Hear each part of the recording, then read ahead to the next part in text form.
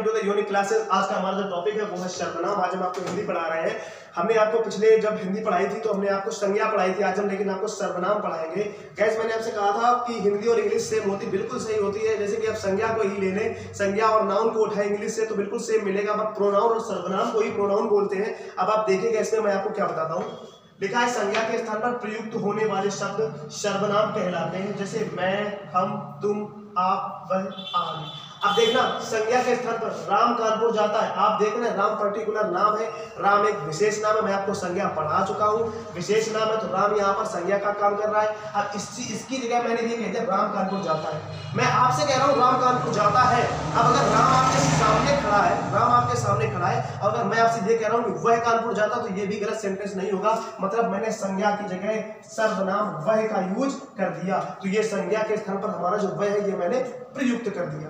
अब देखते हैं जरा संज्ञा के भेद क्या होते हैं। हमारे संज्ञा के भेद क्या होते हैं, तो हमारे संज्ञा के 6 भेद होते हैं। पहला होता है पुरुषवाचक सर्वनाम, दूसरा होता है निश्चयवाचक सर्वनाम, तीसरा होता है हमारा अनिश्चयवाचक सर्वनाम, और चौथा हमारा होता है संबंधवाचक सर्वनाम, और पांचवा हमारा होता है प्रश्नवाचक सर्वनाम, और छठवां नंबर होता है वो हमारा निजवाचक सर्वनाम। अब सबसे पहले हम अपने पहले सर्वनाम की बात करेंगे, जो है हमारा पुरुषवाचक सर्वनाम। लिखा है बोलने वाले, सुनने वाले तथा जिसके बारे में कुछ कहा जाए और उसके लिए जिन सर्वनामों का प्रयोग किया जाता है उन्हें पुरुषवाचक सर्वनाम कहते हैं। एक बार फिर से सुन लीजिए।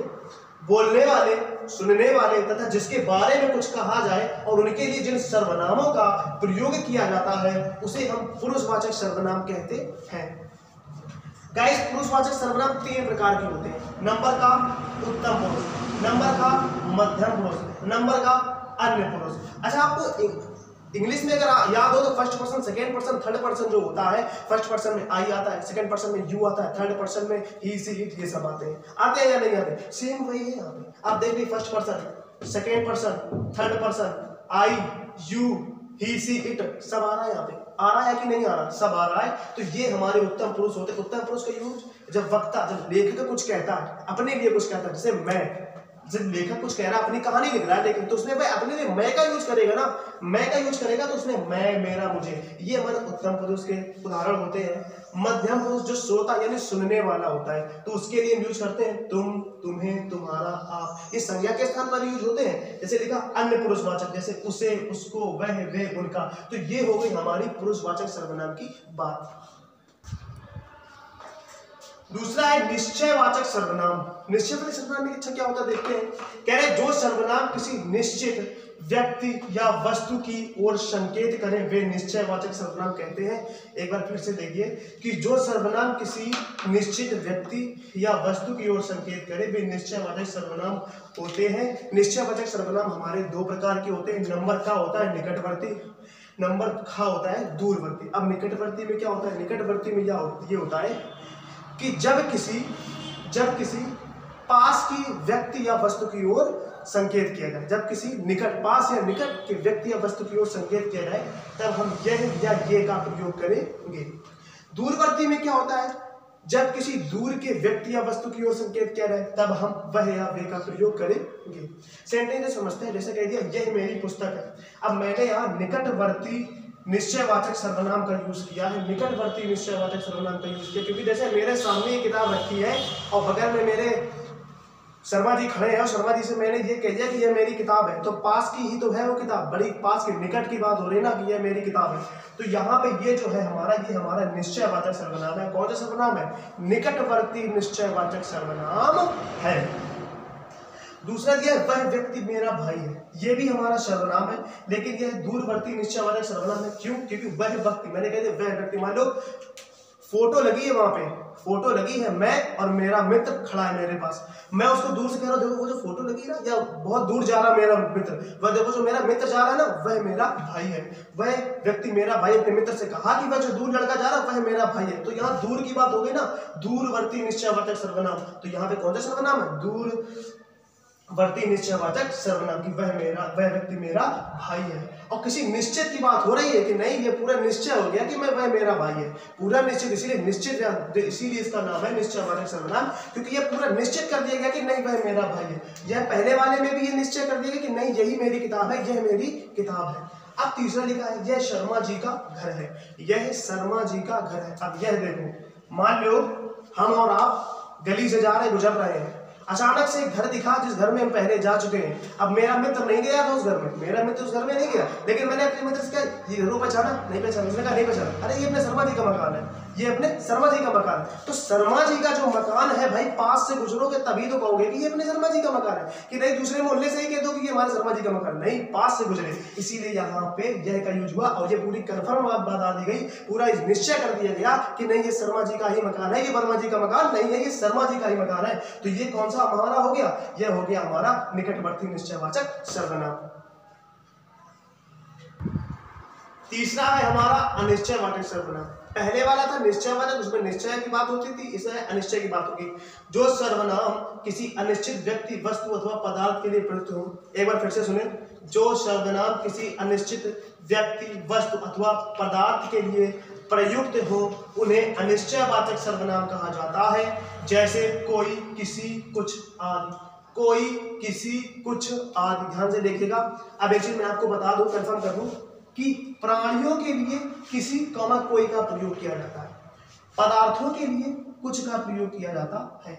जैसे मैंने पहला सेंटेंस लिखा, दरवाजे पर कोई आया है। एक चीज याद रखिए कि दरवाजे पर, आप घर के अंदर है, कुंडी खटकी, आपने अपनी दीदी से कहा कि दीदी जाकर देखिए दरवाजे पर कोई आया है। अब दरवाजे पर कोई आया ये निश्चित थोड़ी ना है। अगर आपको कंफर्म पता है कि नहीं दरवाजे पर पापा आए हैं तो ये निश्चित हो जाएगा, लेकिन यहाँ पे क्या कह रहा है कि दरवाजे पर कोई आया है, ये आपको निश्चित नहीं है कि कोई आया है, कि कौन आया है, तभी तो मैं कह रहा हूँ कोई आया है। तो ये भी तो यहाँ पर होगा अनिश्चयवाचक सर्वनाम, और ये अनिश्चित है कि हमें नहीं पता कौन है, पापा है, मम्मी है, या बनारस वाले मामा आए हैं, या कानपुर वाली चाची है, ये हमको नहीं पता कौन आया है। तो इसीलिए यहाँ पर कोई का प्रयोग किया गया। और आप देख सकते हैं कि दरवाजे पर कोई आया है, तो कोई आएगा तो वो प्राणी ही होगा, प्राणी ही होगा। कोई वस्तु तो अपने आप आए कि माचिस आए गेट खटखटाकर चली गई, ऐसा तो नहीं होगा ना, कोई व्यक्ति ही होगा, कोई प्राणी ही होगा जो आपका गेट खटखटाएगा। इसीलिए दरवाजे पर कोई आया है। आप देख सकते हैं कि यहाँ पर मैंने प्राणियों के लिए कहा था किसी या कोई का प्रयोग होता है, और मैंने यहाँ पर कोई आया है यही लिखा है। दूसरा सेंटेंस देखिए, दाल में कुछ काला है, दाल में कुछ काला है। दाल में कुछ काले होने का मतलब होता है किसी षड्यंत्र की बात होती है, कि मतलब कोई व्यक्ति है आपको खटक रहा है, वो कुछ झूठ बोल रहा है, तो आप ये कह देते हैं ना कि दाल में कुछ काला है। अब दाल में कुछ क्या है, वो क्या छुपा रहा है ये भी तो निश्चित नहीं है ना, वो आपसे क्या झूठ बोल रहा है ये भी तो आपके लिए निश्चित नहीं है ना। इसीलिए मैंने कहा दाल में कुछ काला, और मैंने कहा था पदार्थों के लिए कुछ का यूज होगा। आप सिर्फ ये समझ लीजिए कि प्राणियों के लिए सिर्फ किसी या कोई का यूज हो गया। अब दाल में कुछ काला, दाल तो हमारा प्राणी है नहीं, दाल तो नहीं प्राणी है, तो यहाँ पे कुछ का यूज हो गया। अगला हमारा है संबंधवाचक सर्वनाम। कह रहे हैं संज्ञा का संबंध बताने के लिए हम जिन शब्दों का प्रयोग करते हैं उन्हें संबंधवाचक सर्वनाम कहते हैं। आई रिपीट कि संज्ञा का संबंध बताने के लिए हम जिन शब्दों का प्रयोग करते हैं उन्हें संबंधवाचक सर्वनाम कहते हैं। देखिए इसमें जो शब्द आते हैं वो कैसे आते हैं, जो, सो, उसकी, उसकी, जैसा, वैसा, जिसको, उसको, जिसने, उसने, इस टाइप के आदि शब्द जो आते हैं वो हमारे संबंधवाचक सर्वनाम के शब्द कहलाते हैं। कैसे, जैसे मैंने पहला लिखा, जैसा करोगे वैसा भरोगे। ये जो हमारा जैसा शब्द है, ये जैसा करने की, ये जो क्रिया हो रही हमारी करोगे वाली की, जैसा करोगे, ये उसका इसे संबंध दर्शा रहा है, ये संबंध दर्शा रहा है यहाँ पे कि जैसा करोगे वैसा भरोगे। यहाँ पे ये एक मुहावरा होती है कि जैसी करनी वैसी भरनी, तो जैसा करोगे वैसा भरोगे, इस जो क्रिया हो रही करोगे वाली, जैसा करोगे वैसा भरोगे, तो इससे हमारा ये संबंध दर्शा रहा है। तो ये हमारा संबंधवाचक सर्वनाम है यहाँ पर, तो जैसा है हमारा। दूसरा लिखा, जो परिश्रम करता है वह सफल होता है। अब किया क्या जा रहा है, परिश्रम। कह रहे जो परिश्रम करता है, यहाँ पे परिश्रम से इसका संबंध दर्शाया जा रहा है। यहाँ पे देख लीजिए, यहाँ पे एक प्रोनाउन भी आपका दिया है, वह सफल होता है। जो परिश्रम करता है वह सफल होता है। अब यहाँ इससे इसका संबंध दर्शाया जा रहा है परिश्रम से, तो यहाँ पे भी ये हमारा सर्वनाम हो गया। अब ये नंबर 3 देखो, कह रहे ये वही व्यक्ति है जिसने मेरी सहायता की, यह वही व्यक्ति है जिसने मेरी सहायता की, जिसने मेरी सहायता की। अब यह व्यक्ति से दर्शाया जा रहा है, यह व्यक्ति से, जिसने मेरी व्यक्ति यहाँ से दर्शाया जा रहा है जिसने से, यहाँ पे विशेषता बताई जा रही है, मतलब कि संबंध प्रयोग किया जा रहा है, संबंध बताया जा रहा है, संबंध दर्शाया जा रहा है, इसलिए यहाँ पर भी हमारा संबंधवाचक सर्वनाम है। अब हम करेंगे अपने 5वें नंबर की बात। अगला है हमारा प्रश्नवाचक सर्वनाम। बहुत ही सरल है, बड़े आराम समझ में आ जाएगा। लिखा है जिस सर्वनाम का प्रयोग किसी व्यक्ति, वस्तु अथवा घटना के विषय में प्रश्न पूछने के लिए किया जाता है, इतना बस याद रखिए कि प्रश्न पूछने के लिए किया जाता है, उसको हम प्रश्नवाचक सर्वनाम कहते हैं। जैसे इसके जो शब्द होते हैं क्या होते हैं, क्या, कौन, किसने, ये प्रश्नवाचक ही तो शब्द हैं हमारे, तो यही इसमें यूज होते हैं। जैसे कह दिया कि तुमने किसे बुलाया है, तुमने किसे बुलाया है।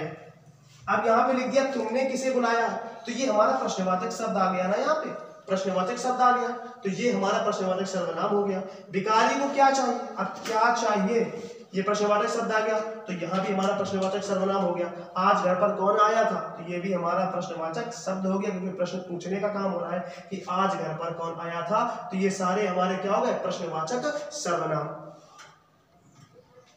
नंबर 6वां निजवाचक सर्वनाम। कह रहे हैं जब उत्तम, मध्यम तथा अन्य पुरुष सर्वनाम अपनेपन का बोध कराते हैं। आप यहाँ उत्तम, मध्यम तथा अन्य पुरुष का मतलब तो समझ ही गए होंगे, first person, second person and third person. English में इसका ये मीन्स होता है का अपनेपन का बोध कराते। अपनेपन का बोध मतलब कैसे कराते, जो शब्द होते हैं स्वयं मतलब खुद से कर लिया, तो अपने आप ही किया, स्वतः मतलब भी वही होता है अपनेपन का बोध कराते हैं। अपने आप किसी काम को कर लेना, मैं ये काम अपने आप कर लूंगा, तो मैं अपने आप कर लूंगा ना, अपनेपन का बोध करा रहा हूँ ना, कि मैं भाई ये अपना काम खुद कर लूंगा, मैं अपनी बाइक खुद चला लूंगा, तो ये मैं अपनेपन का ही तो बोध करा रहा हूँ। तो यहाँ पे जैसे लिखा मैं स्वयं ही खा लूंगा, मैं स्वयं ही खा लूंगा। मम्मी ने कहा बेटा खाना खा रहा हो, अभी मैंने परोस दिया है, तो बेटा आओ साथ में खा लोगे, तो आप पढ़ रहे हैं, आपने कहा नहीं मम्मी आप रख दीजिए या आप कुछ भी कर लीजिए, मैं स्वयं आकर खा लूंगा, मतलब स्वयं आकर मैं आकर परोस लूंगा और खा भी लूंगा। तो ये काम अपनेपन का हो गया ना, कि अपना स्वयं खुद कर लूंगा ये काम, तो यहाँ पे उसी को कहते हैं अपनेपन का। दूसरा लिखा है तुम इस कार्य को अपने आप कर सकते हो, ये शब्द भी यहाँ पे आ गया अपने आप, तुम इस कार्य को अपने आप कर सकते हो। यहाँ तुम के लिए यानी यू के लिए, सेकेंड पर्सन के लिए, मध्यम पुरुष के लिए, मध्यम पुरुष ही है हमारा तुम, उसके लिए कह दिया गया कि तुम अपने आप को स्वयं कर सकते हो, उसके लिए अपनापन जताया जा रहा है कि तुम इस काम को अपने आप कर सकते हो। आई होप आपको आज का वीडियो समझ में आया होगा। नहीं आया तो वीडियो को दोबारा देखिए, 3 बार देखिए, अगर कोई कमी लगे तो कमेंट बॉक्स में हमें जरूर बताएं। तब तक के लिए सुरक्षित रहें। थैंक यू, जय हिंद।